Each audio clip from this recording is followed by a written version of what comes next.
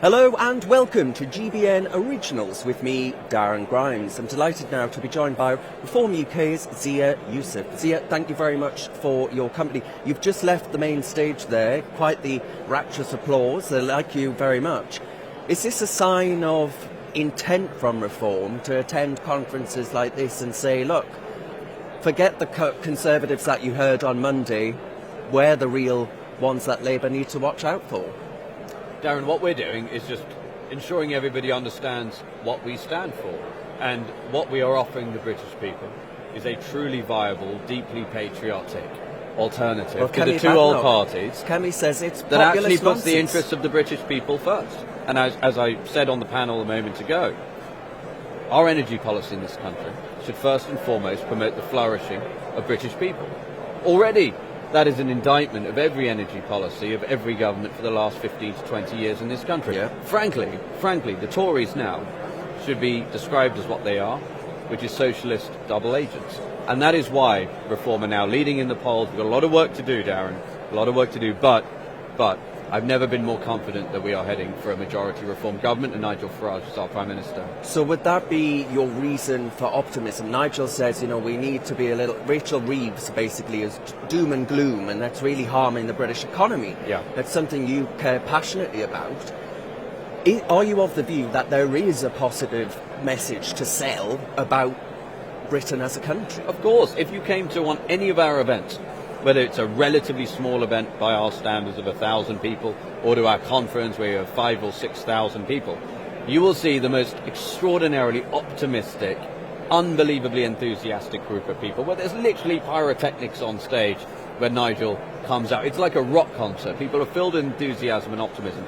Simultaneously, our supporters, our members, are so clear-eyed about the challenges that the country faces. Look, we're still the 6th largest economy in the world. As someone who built a business in this country is full of incredibly dynamic, industrious, hard-working, brilliant, intelligent people. 3 of the top 20 universities on the planet are in this country. A significant percentage of the world's greatest AI engineers in the AI age are in this country and graduate from our universities. We still have the opportunity to reindustrialize in the new era of manufacturing.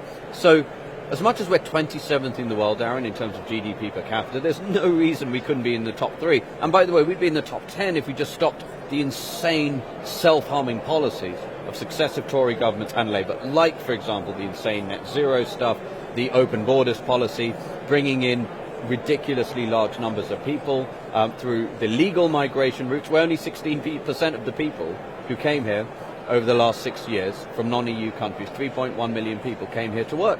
So if we just stopped self-harming, Darren, we'd be in the top 10. And if we really put our minds to it, and we are patriotic, highly capable leaders, such as Nigel as our Prime Minister, this country, I can't wait to live in that country. On the immigration point, Kemi Badenoch says that actually she would look at the fact that we've given right to remain to a hell of a lot of people, as you rightly identify, and she would seek to address that by potentially stripping people of that right to remain as one way of tackling the immigration issue. Is that something that Reform would ever countenance? Well, look, number one, anything, with all due respect to Kemi Badenoch, that she says, she was in the government for 14 years that basically had an open borders policy. I'd invite anyone watching this at home, go and actually look at the Green parties. I know it's painful, but go and look at the Green Party's manifesto. It's literally a description of what the Tories did for 14 years. You can't take anything they say seriously. Here's what we need to do, Darren. We need to stop the boats. And we talked about how we do that. So stop the illegal migration. Number 2, we need to freeze net migration. So 0 people coming here on a net basis for a number of years. Not forever, but for a number of years. Give ourselves a chance to build the infrastructure that we need. Look, the Tories, over 14 years, they grew the population. They exploded it by 6.5 million new people through migration. Do you know how many new prison places they built? Well, 900. Yeah. 900.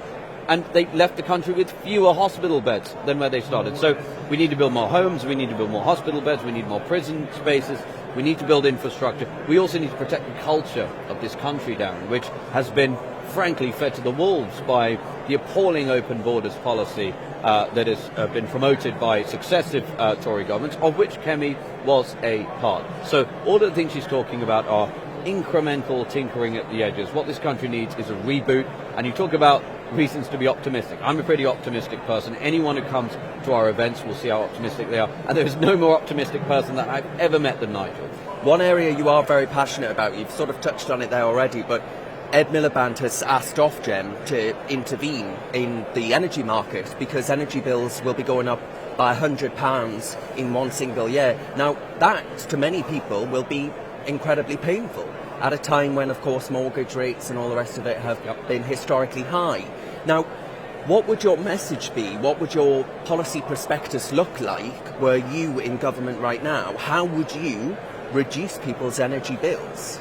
We need to halve people's energy bills, at least. And so, number one, we need to stop the net zero religious madness that goes on around that. And what that would mean is stopping the subsidies. Do you know how much British consumers, people watching this at home, do you know how much they have been forced to subsidise renewables companies in this country over the last 10 years? £90 billion. And that's £300 per household per year during a cost of living crisis when people are struggling to make ends meet. That's number one. So we'd stop the subsidy. That's already a big reduction. Number two, we start drilling in the North Sea, which is a gift from God, the North Sea. How on earth, why on earth we aren't drilling there when energy prices are where they are is beyond me. It's a catastrophic act of self-harm. So we'd start doing that immediately. And then we'd start proliferating small modular reactors built by the likes of Rolls-Royce, who, of course, an amazing national champion. Proliferate those all over the country. It's amazing technology that they have. It's, by the way, it's zero emissions, and that's important. And so that means that we will have cheap, abundant energy. We can halve people's energy bills within 5 years. JD Vance has annoyed a few people throughout the continent of Europe, shall we say. He's very popular here at this event, it has to be said. But there were those at the Munich Security Conference reduced to tears by what JD Vance had to say. Where are you at on that? His message was very much one of, you're focusing too much on Russia when actually the enemy is within as far as Europe's concerned. What's the reform view of that, well, that assessment of Europe's position?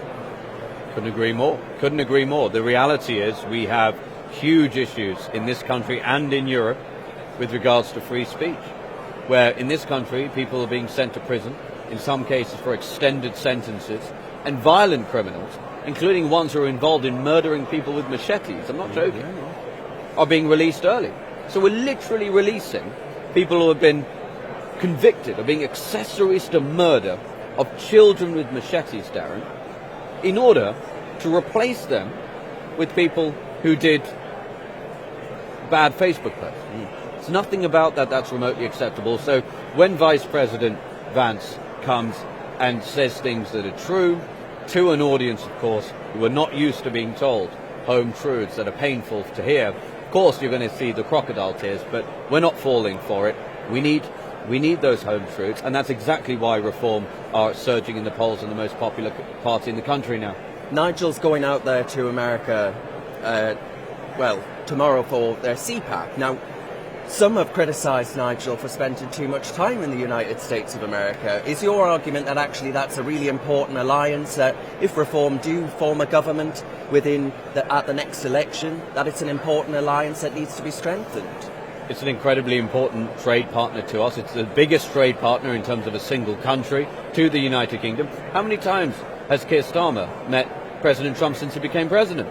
Zero. Yeah. And I will tell you this, I was out there during the inauguration weekend.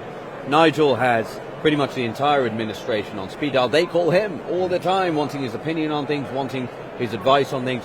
Nigel has the best relationship of any high-profile politician in this country with the President of the United States, and any patriot should say that's a good thing, and spending time building that and nurturing that is a good thing. And by the way, Nigel has been very vociferous about this for months.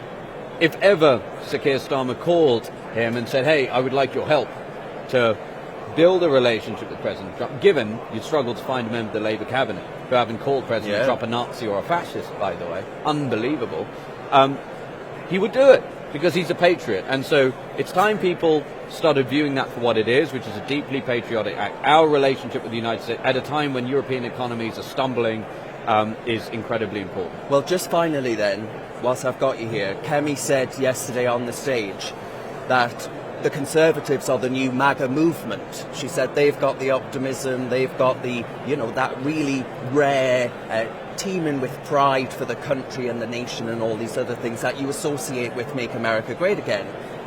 Is it not Reform UK? Would you agree that it's the Conservative Party who are the next MAGA movement? Darren, I think everybody watching this at home can probably form their own conclusion about that one. All right, Zia, thank you very much for your time. Thank you.